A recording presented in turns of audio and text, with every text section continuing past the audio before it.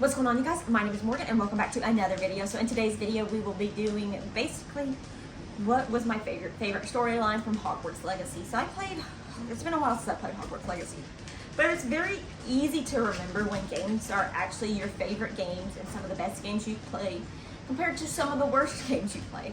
So we're going to talk about basically, like I said, my favorite storyline from Hogwarts Legacy and the Sebastian Sallow storyline. So the Sebastian Sallow storyline was like a choice between good and evil. So you could pick if you want to learn the unforgivable spells, unforgivable curses, the Avada Kedavra, the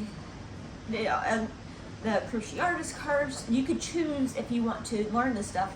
So in my game, my playthrough, I chose not to learn this because I was kind of erring on the side of being good. So, and I was a Ravenclaw. So Sebastian, he was trying to save his sister after Anne was cursed by Victor Rookwood, and she's now extremely ill. She's in a lot of pain. So he was trying to find a cure for her curse. And he was going through all these great lengths, including using what Ominous knew from his family, because his family were pure blood Slytherins who believed in blood purity.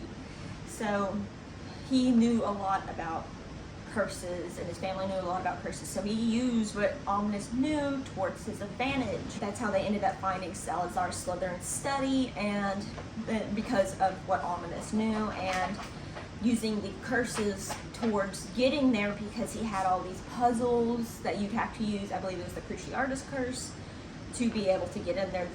This spell that makes you feel pain. And Ominous's aunt got stuck in the catacombs, not able to get out because it was just her, and she didn't know what to do from there. But he wanted to protect his sister and save his sister from this curse because she was in so much pain and she could no longer attend Hogwarts because of this pain.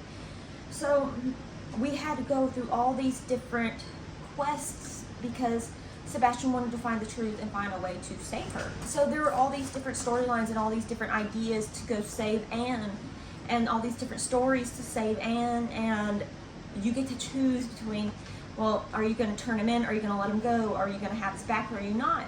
Well, I was trying to do the good side, so I didn't learn any of the unforgivable curses, the unforgivable spells. So I ended up wanting to turn Sebastian in because I thought what he did was wrong. He had the right idea, but he ended up killing his uncle to protect his sister. But at the same time, he killed his uncle because his uncle didn't like what he was becoming. He was becoming a monster, if you would.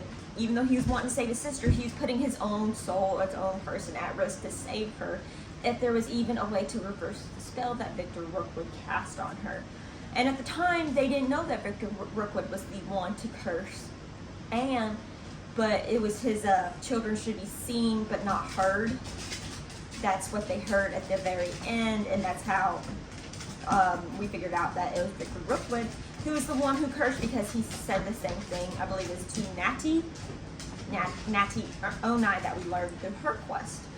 But Sebastian's was like the only one that was really fully developed. I felt like I liked Poppy Sweeting's and Natty Onai's quests, but Sebastian's was the one that was like really fleshed out and made you feel like you had to make a choice if it was like, what do you do? But the only thing I have to complain about, whether you know what happens after. If you let him go, what happens after? If you don't, if he goes to Azkaban, what happens to him after? How does he feel? There's no like real ending towards it. You never get to talk to him. You never get to see him again. Ominous does. He goes to tell Sebastian who really cursed Anne. But at the end of the day, we don't really know what happened. Did he actually go to Azkaban? Or if you let him go, what happens? How does he feel? What happens from that point on?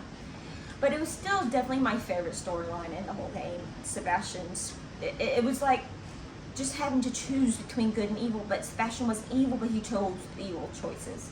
But it had a lot of depth to it, and it made you feel feelings in this game that the other quests did not. So I was really, really impressed with it, and I really liked his storyline. So that's it. So thank you guys so much for watching this video. I've got new videos coming soon. So thank you guys so much for watching this video, and as usual, you guys, I'll see you guys next time in the next video. See you guys later.